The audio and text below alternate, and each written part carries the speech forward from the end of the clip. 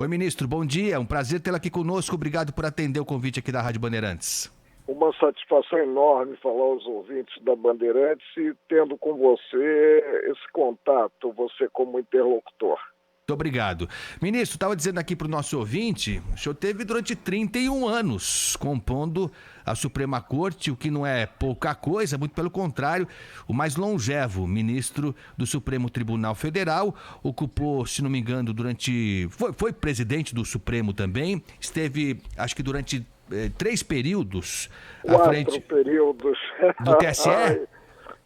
Do TSE, 55 anos no serviço público e 42, é um recorde, em colegiado julgador. E atuando na linha de frente, pegando no pesado. É verdade. Aliás, com decisões que sempre chamaram atenção, o senhor era tido, não sei se justo ou injustamente, como um ministro que muitas vezes votava diferente da maioria.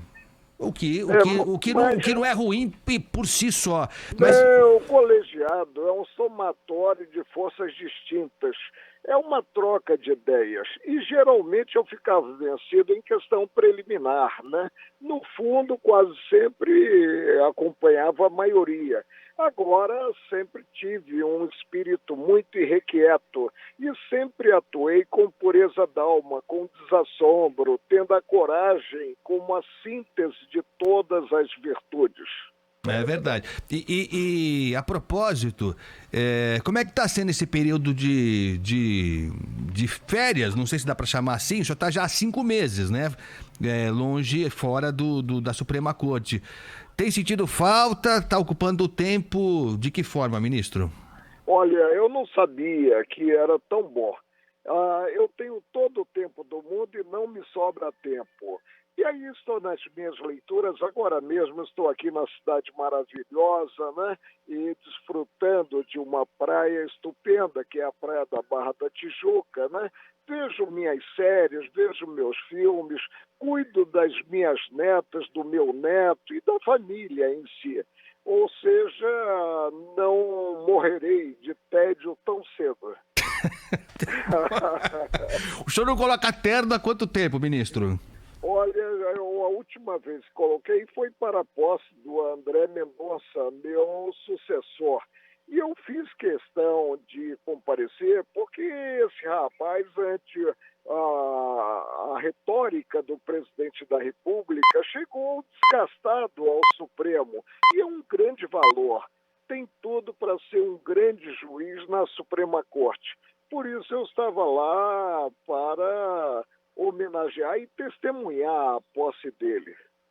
Eu acho que o senhor foi preciso. Eu acho que o que o presidente Bolsonaro fez, dizendo antes que ia indicar um ministro terrivelmente evangélico. Quanto ao terrivelmente, o presidente observou a sucessão, porque eu sou terrivelmente flamenguista, né? Quer dizer, o terrível continuou, Continua. O importante é ser juiz, perceber a envergadura da cadeira e perceber o que é ter a capa sobre os ombros, atuando nessa missão sublime de julgar conflitos de interesse e julgar até os próprios semelhantes no campo penal. O senhor está seguro em relação a André Mendonça que ele não vai misturar as convicções religiosas dele, que são respeitáveis e ninguém discute isso, com as decisões como ministro? O senhor está seguro que ele vai separar as duas coisas? Sem dúvida, ele observará a Constituição, porque o Supremo é o guarda-maior da Constituição Federal. E ele atuará, eu tenho certeza absoluta, atuará com muito afinco, com muita fidelidade a essa Carta da República, que precisa ser, pelos brasileiros em geral, principalmente pelos homens públicos, amada um pouquinho mais. Pela oportunidade, ministro, o senhor acha que essa forma de indicação, de escolha dos ministros do Supremo, ela é adequada? Ela é a melhor forma, a indicação por parte do presidente? Porque há sempre dúvidas, né? Lógico, o presidente tende a escolher alguém, a indicar alguém que tem afinidade com os pensamentos dele. O senhor lhe incomoda isso? O senhor acha que era possível aperfeiçoar de alguma forma essa maneira de indicação dos ministros do Supremo ou não? Olha, o nosso Supremo, ele foi criado, e Rui Barbosa proclamou muito isso, a imagem da Suprema Corte Americana. Lá na Suprema Corte Americana, o sistema funciona muito bem. Muito bem, porque a sabatina, o indicado fica até um período de semanas, né, sujeito a um bombardeamento, a um questionamento, né? E é o que nós precisamos fazer aqui. Eu prefiro permanecer com o sistema e tendo, evidentemente, uma compenetração maior do presidente da República. Eu, por exemplo, fui nomeado depois de tantos anos na judicatura, inclusive no Tribunal Superior do Trabalho, por um primo, que é meu primo, eu não sou primo dele, porque ele nasceu depois de mim. Agora fui nomeado e, evidentemente, fui juiz. Não participei dos processos dele, do Fernando Collor, né? E sempre atuei com absoluta independência. É o que nós esperamos daqueles que ocupam daquele que ocupe uma das 11 cadeiras no Supremo. Nós estamos conversando com o ex-ministro do Supremo Tribunal Federal, Marco Aurélio Mello, que gentilmente atende aqui a reportagem da Rádio Bandeirantes. Falando em nomeação, ministro, como é que o senhor analisa a nomeação do general da reserva Fernando Azevedo da Silva como diretor-geral do Tribunal Superior Eleitoral, ministro? Eu detenho um espírito crítico, né? Todos sabem, e atuo realmente tendo em conta que não ocupo cadeira voltada a relações públicas. Nós jamais tivemos isso no judiciário, né? E foi inaugurada a assessoria por um militar da reserva pelo próprio general Fernando Azevedo no Supremo, na gestão do ministro Dias Toffoli. Agora eu soube que ele está indo para o Tribunal Superior Eleitoral para ser diretor-geral e coordenar como diretor-geral os trabalhos dos regionais eleitorais. Foi quando eu disse, será que os regionais eleitorais, já que o exemplo vem de cima, e parece que no âmbito do executivo não vem bem de cima o exemplo, né? E será que os regionais eleitorais vão também arregimentar militar da reserva para cargo de direção neles regionais? Nós não tivemos isso nem na época revolucionária, na época de exceção, durante os regimes militares. Não se coaduna com o judiciário ter-se, muito embora na reserva, militar em atuação em cargo de direção. Mas qual é o receio que o senhor vislumbra nisso, ministro? Não receio algum, porque os militares, primeiro, são homens muito bem preparados e têm uma disciplina férrea e ideia da hierarquia também assim apegada. Eu não tenho receio algum, eu apenas penso que há civis, propriamente civis, né, gabaritados para exercer cargo de diretor-geral em regional ou em tribunal superior. O senhor acha que isso tem a ver com alguma tentativa escusa de interferir de alguma forma nas eleições do ano que vem? Porque o tema eleição é uma fixação do atual presidente, né? Críticas e mais críticas, ilações sem provas. O senhor acha que podemos recear por alguma medida nesse sentido ou não? Não, de forma alguma. Uma andorinha só não faz verão. E, evidentemente, o presidente tem esses arrombos de retórica, né? Fala o que vem à venta, né? E nós temos que dar um desconto e observar o cumprimento do mandato por ele, presidente, já que foi diplomado, eleito pelos brasileiros para exercer o cargo maior da República no Executivo durante 4 anos, nós precisamos observar o mandato. Agora, receio algum, não há espaço para saudosismo, para retroagir-se. Apenas eu penso que discrepa da normalidade esse tipo de escolha. Aliás, só para lembrar, né, para quem não se recorda, o ministro Marco Aurélio Melo, acho que foi em 96, o senhor era presidente do TSE, foi o senhor que conduziu a primeira eleição informatizada aqui no Brasil, não foi? Informatizada, exato. Eu fui marechal de campo, porque a ideia foi do ministro Carlos Veloso, né?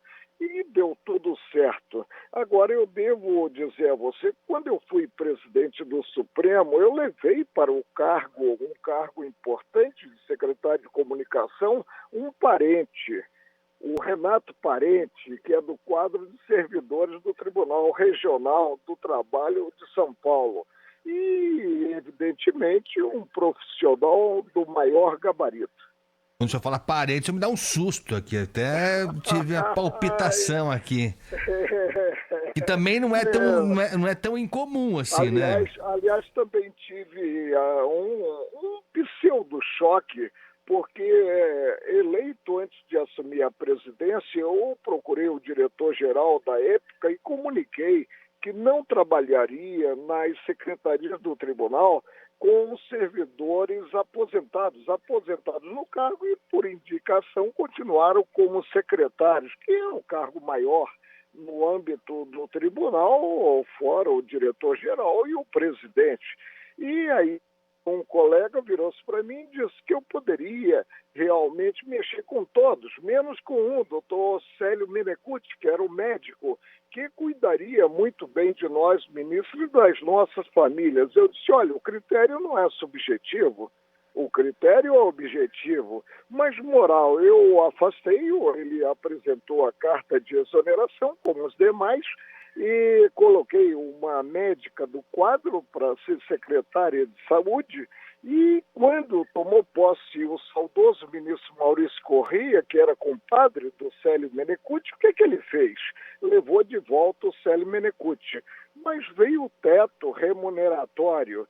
E aí, com o teto remuneratório, o Célio Menecute não dobraria o que percebia, ia ganhar uma diferença mínima. O que foi que ele fez? Ele cuidava tão bem dos ministros, das famílias dos ministros.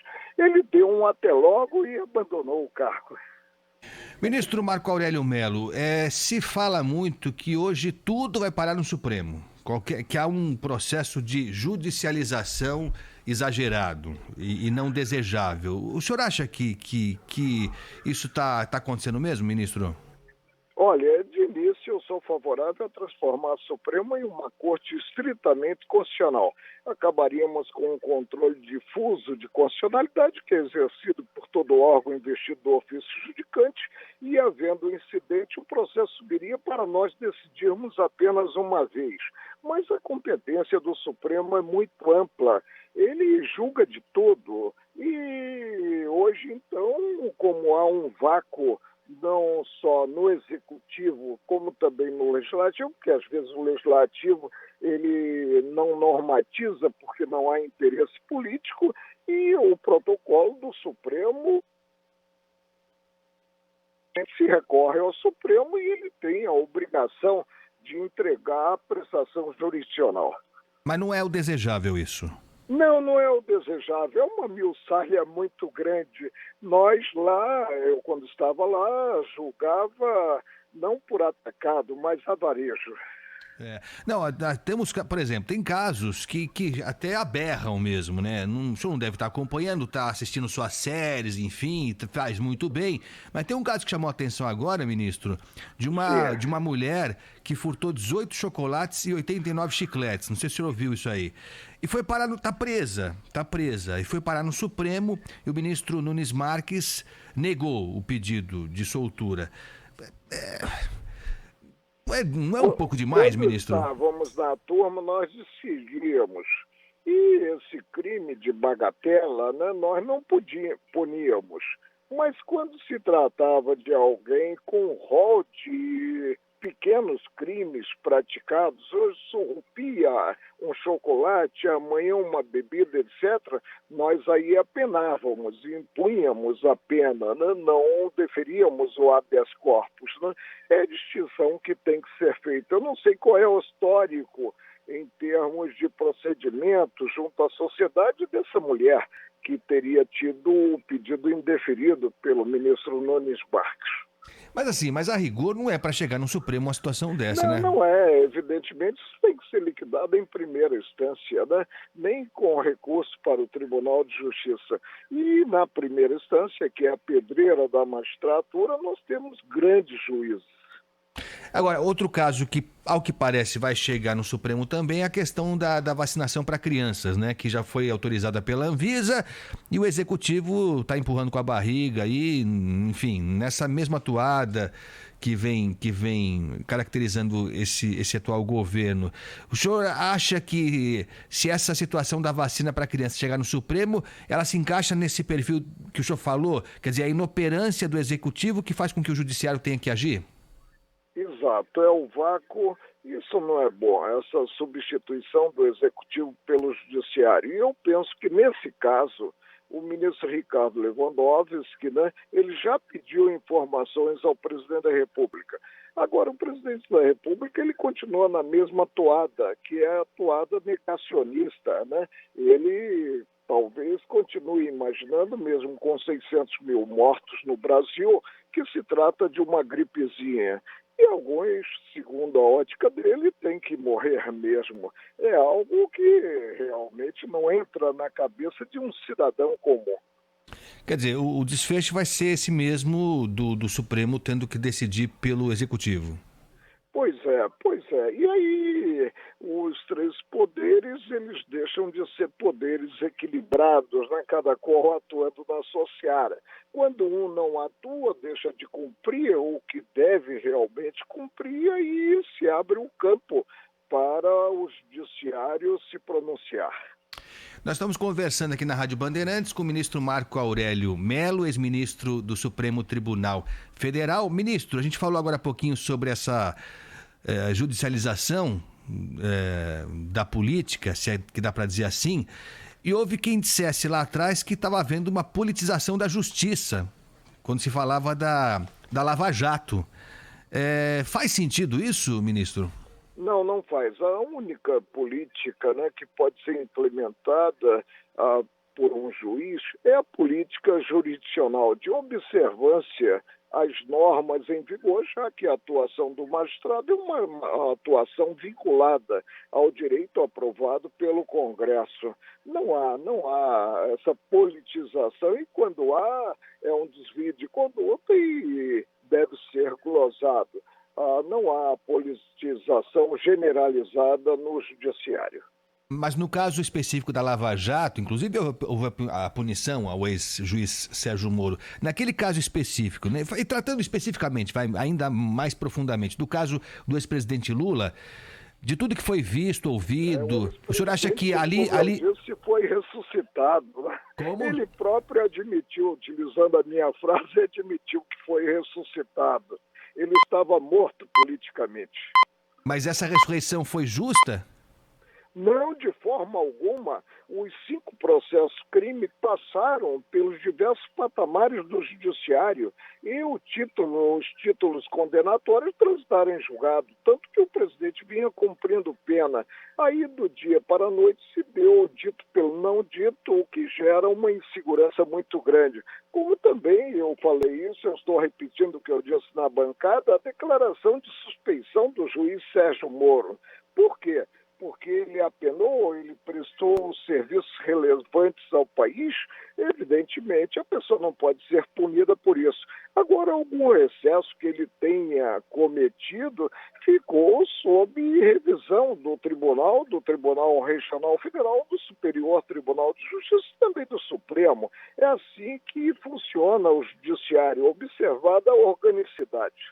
Então, só para deixar bem claro, ministro, porque essa opinião do senhor é importante, até porque estamos tratando de uma figura relevante na história do país e que pode, eventualmente, até ocupar de novo o principal cargo da nação, né? O ex-presidente Lula. Na opinião do senhor, a condução da Lava Jato no processo contra o ex-presidente Lula foi irretocável? A meu ver, sim. Eu tenho que presumir o que normalmente ocorre. se houve recursos e não se encontrou qualquer defeito de procedimento ou defeito de julgamento na apreciação dos processos, as decisões transitarem em julgado e teriam que ser cumpridas. Mas não foi a conclusão da sempre ilustrada maioria do Supremo. E aí, evidentemente, eu reexaminei o meu ponto de vista, que eu ressaltei na bancada, mas continuo convencido de que nós não avançamos culturalmente quando nós declaramos a nulidade dos processos crime. O senhor acha que nessa revisão feita pela maioria do Supremo, a pressão política prevaleceu? Não, eu disse à época, inclusive quando eu falei à grande imprensa, nós temos que falar, eu penso que isso é democracia, é república. Eu disse que teriam ressuscitado o ex-presidente Lula para fazer frente ao atual governo numa tentativa de reeleição do presidente da República, tentativa que vai se esvaindo a cada dia. Nós estamos conversando com o ministro Marco Aurélio Mello, ex-ministro do Supremo Tribunal Federal.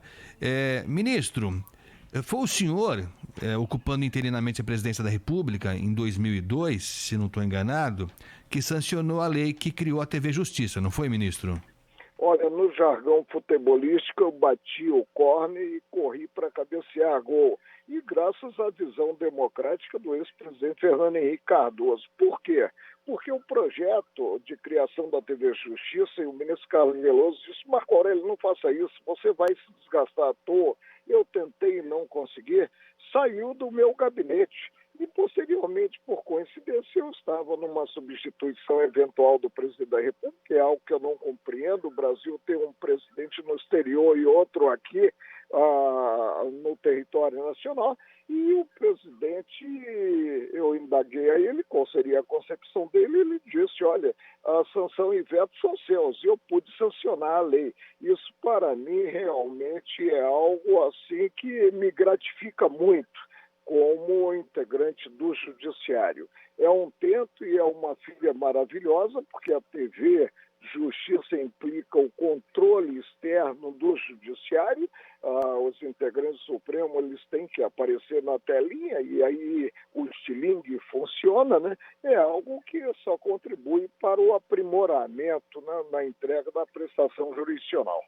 Então, era isso que eu queria saber do senhor, porque de fato a TV Justiça tem um mérito incontestável de aproximar a corte, aproximar a justiça de um modo geral ao cidadão comum, né? É lugar comum é lugar comum, né, ministro, dizer assim: olha, antes da TV Justiça ninguém sabia quem eram os integrantes do Supremo Tribunal Federal. Hoje as pessoas sabem o nome e sobrenome dos ministros do Supremo mais do que dos jogadores da seleção brasileira. A gente consegue escalar o Supremo do goleiro ao ponta esquerda. Agora, tem um problema que é o seguinte: acho que as vaidades se acirraram um pouco mais com a TV Justiça, ou não, ministro? Olha, jamais eu votei pensando em estar aparecendo na TV Justiça, querendo figurar junto ao grande público. E eu disse, quando da criação da TV Justiça, que quando surgiram as primeiras críticas, que ela era responsável por duas coisas, principalmente. À época, nós ainda tínhamos a ministra Helen Grisse com o famoso coque que ela mantinha, pelas boas gravatas, que melhoraram muito, e também pelo penteado da ministra Helen Grisse. Então, quer dizer, o senhor acha que foi um acerto 100% a TV Justiça? Sem dúvida alguma. Olha, a transparência, ela ocasiona a eficiência e é importantíssimo. E nós, evidentemente, prestamos contas passo a passo, nós juízes, né? Eu prestava aos contribuintes, estava sempre percebendo as críticas que ocorriam na época. Nós estamos conversando com o ministro Marco Aurélio Mello e o senhor, ministro, entre as várias atuações... Bom, foram 31 anos, né? Deu para fazer um pouco de tudo no Supremo Tribunal Federal. O senhor foi o relator também das ações que acabaram por derrubar a prisão em segunda instância, né, ministro? Sim, porque vem da Constituição Federal, algo que está em bom português, que é o princípio da não culpabilidade. E a execução provisória, e seria a execução provisória da pena, pressupõe a possibilidade de retorno ao estado anterior, uma vez reformada a decisão que tenha ensejado essa execução provisória. Indaga-se, no caso da perda da liberdade, se declarar posteriormente que o processo é nulo ou que aquele condenado não era culpado, se devolverá a ele a liberdade perdida? Não. Então, executou a prisão provisória não pode haver. Agora, o Código de Processo Penal prevê a cautelar, ou seja, a prisão antecipada, a prisão processual, evidentemente observados os requisitos impostos. Agora, quando argumento que, por exemplo, o Brasil é um dos poucos países, eu não sei se é exatamente isso, que não tem prisão em segunda instância. O que dizem, outras democracias mais avançadas, aí citam os Estados Unidos, a pessoa é presa já na primeira instância, enfim. Isso tem que ser levado em conta ou não? Paga-se um preço por se viver em um Estado democrático de direito. E esse preço é módico, está ao alcance de qualquer cidadão. É o respeito restrito às regras estabelecidas pelo Congresso e respeito irrestrito à Constituição Federal. O sistema brasileiro é um, o sistema americano outro, o sistema russo diverso, né? E agora mesmo eu me deparei com uma notícia em um jornal de grande circulação aqui do Rio, eu não vou fazer propaganda do grupo, com a notícia de que na Rússia se teria acabado com uma ONG ou fechado uma ONG voltada à preservação de direitos humanos. Quer dizer, vamos transportar o que há na Rússia para o Brasil? Vamos transportar o que há nos Estados Unidos para o Brasil? Não, o que nós precisamos é observar a ordem jurídica nacional e observar, como eu disse, com pureza d'alma, com desprendimento, com fidelidade absoluta. Ministro Marco Aurélio Mello, parando para pensar, o senhor já está há 5 meses, né? Quase 5 meses parado e tal, assistindo série, com seus netos, descansando. Muito satisfeito. O senhor... Agora mesmo eu parei o carro aqui, ainda dentro do condomínio, que eu estou no Rio, porque eu vou à peixaria, eu vou comprar o peixe para o almoço. Quer dizer, isso é de uma beleza extraordinária. Muito mais agradável que uma sessão do Supremo, né, ministro?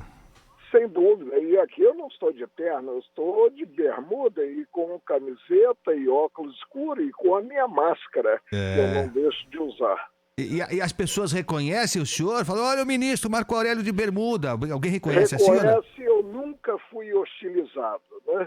Mesmo tendo uma atuação, às vezes trepidante, né? As pessoas, em geral, pela coerência, elas me respeitam muito. Isso é ótimo. Lógico que é mesmo. Aliás, eu ia perguntar para o senhor, vou perguntar, se o senhor se arrepende de alguma decisão que o senhor tomou, alguma que fique martelando na sua cabeça, falando, nossa, podia ter feito diferente e tal. Tem isso ou não tem? É possível que na trajetória eu tenha errado, mas jamais coloquei a cabeça no travesseiro para me arrepender de decisão prolatada.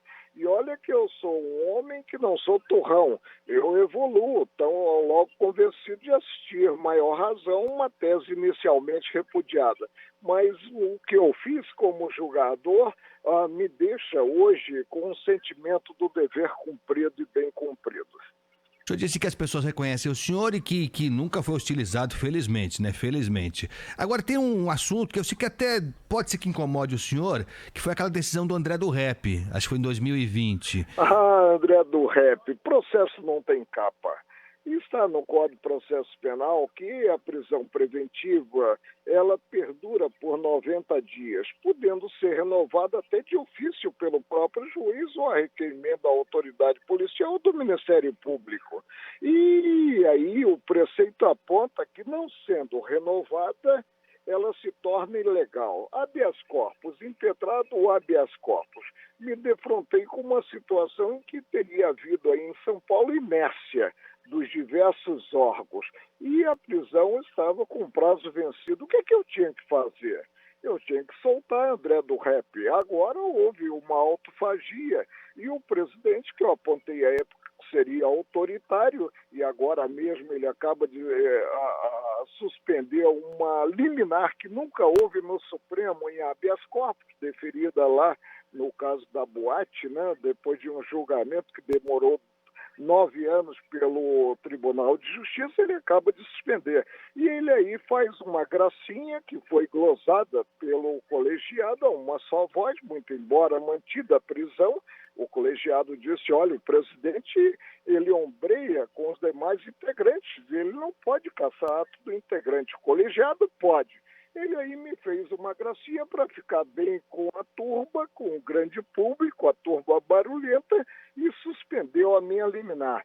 Se ele não tivesse suspenso a minha liminar, não teria dado a celeuma que deu. Agora não estou arrependido, eu cumpri a lei. Modifiquem a lei, mas enquanto ela existir, o juiz tem que cumpri-la. Aproveitando, o senhor acha que a decisão do presidente do STF, Luiz Fux, de suspender a liminar que beneficiava aqueles acusados da Boate Kiss, o senhor acha que foi uma decisão equivocada dele? Foi uma decisão fuxiana e, evidentemente, equivocada. Ministro, só para terminar, quero agradecer demais a sua presença aqui na Rádio Bandeirantes. Foi um prazer falar com o senhor depois de tanto tempo. Não dá saudade. Você percebeu da nossa conversa? Eu estou em paz de espírito. Eu sempre achei o senhor muito seguro das suas ações, errando ou acertando. É lógico que a gente aqui nem sempre concordou. Claro, sou humano, a justiça lógico. é passível de falha. É óbvio. Mas assim, não dá saudadezinha do poder do ministro do Supremo? A caneta do ministro do Supremo não faz falta para o senhor? Não faz falta. Eu hoje sou um chefe de família super realizado e convivendo com os meus semelhantes e atuando com desprendimento. Eu virei a página de julgador depois de 42 anos em colegiado. E o senhor pretende o quê para o ano novo? Alguma atividade em mente? Alguma nova função? Não, eu, evidentemente, solicitado quanto aparecer, eu vou atuar. Advogado, gladiando com os advogados em geral, não. Eu reativei, inclusive, minha inscrição, permaneci com o mesmo número, 21 mil, qualquer coisa, né? Aqui na OAB seccional do Rio de Janeiro. Agora, não vou buscar a prata pela prata e não terei, nunca tive como sonho ganhar dinheiro. Mas o senhor vai voltar, então, a advogar? Advogar, não. Atuar como parecerista, se solicitado, quanto ao ponto de vista e me convencendo do acerto da tese de quem solicite, né, o parecer, eu darei o parecer. Tá certo. Escrever um livro de lembranças, biografia, alguma coisa, tá... Não, olha, se eu for reunir o que eu escrevi até hoje, né, nós teremos uma biblioteca. Mas alguns bastidores, as pessoas gostam de bastidores, ministro. Pois é, quem sabe, né? Eu conheço bem os bastidores do judiciário. Imagino que sim. Para terminar, qual é a série que o senhor está assistindo agora? Olha, eu comecei a assistir uma série, né, na Netflix, que é sobre aquele aquele criminoso em série, né, que matou uma pessoa que era casada com um diretor cinematográfico, o Charlie Manson, se não me falha a memória, né? Comecei mais com minha mulher, que continua atuando até abril. Em abril ela leva também um cartão vermelho e vem para casa, né? Ela teve que voltar ao Brasil e eu suspendi a apreciação. Mas tenho visto séries muito boas, como, por exemplo, A Sombra de Stalin, ou o que foi a União Soviética, né, em 1933, e o que morreu de gente. E é um caso verídico em que um jornalista saiu da Inglaterra, foi para a União Soviética e conseguiu constatar o que ocorria, principalmente no interior. aquela mania de ter-se a atuação agrícola coletivizada e o trigo que era plantado e consumido pelas famílias, o Stalin arrecadava para poder exportar e fazer divisas, né? E morreu muita gente, né?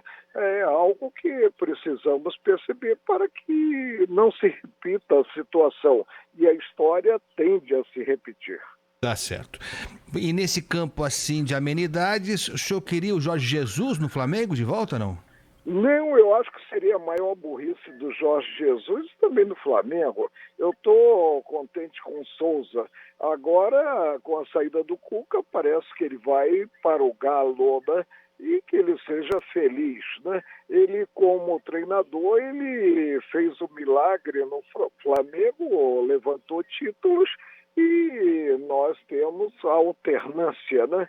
E devemos vivenciar outra época. É isso. Aliás, eu acho que o Jorge Jesus jamais vai repetir o desempenho que ele teve. Em lugar nenhum ele vai repetir o desempenho que ele teve no Flamengo. Exato, exato. E aí isso é péssimo. É. Pô, é o que ocorre no segundo mandato dos dirigentes. O dirigente tem que suplantar quanto ao primeiro, e geralmente não suplanta. É isso. O almoço o senhor é que faz ou não? Não, eu vou para a cozinha, isso aí realmente, né? E olha que eu tenho até um arroz de domingo que eu inventei, né? E que é muito bom, mas o assado principalmente eu gosto de fazer, muito embora estejamos, porque em Guiçô, sem forno, né? Mas aí se dá um jeito. O peixe o senhor que vai preparar então? O peixe eu preparo. Eu vou comprar o peixe agora, né? Estou aqui com o carro, estou no ar-condicionado, evidentemente, né? E terminada a entrevista, eu vou dar um pulo aqui na peixaria, vou comprar e trarei. Tá bom, ministro. Olha, foi um prazer falar com o senhor, que bom. Uma satisfação enorme eu falar com você, Agostinho. E sempre à disposição da Bandeirantes, que é uma grande rádio. Muito obrigado, foi um prazer mesmo. O senhor nunca se esquivou. O grupo é elogiável. Muito obrigado. O ministro que nunca se esquivou de falar conosco aqui, para ser criticado, para ser elogiado. Então é um prazer falar com o senhor mesmo, nessa nova fase, o senhor mais light, que seja uma boa passagem de ano para o senhor e para a família toda, e um 2022 maravilhoso. E que o ano 2022 seja melhor do que foi 2021 para o Brasil e para o mundo inteiro. Pelo menos isso, melhor é o mínimo que pode ser, né, ministro? Tá bom. Um abraço e bom peixe aí para vocês.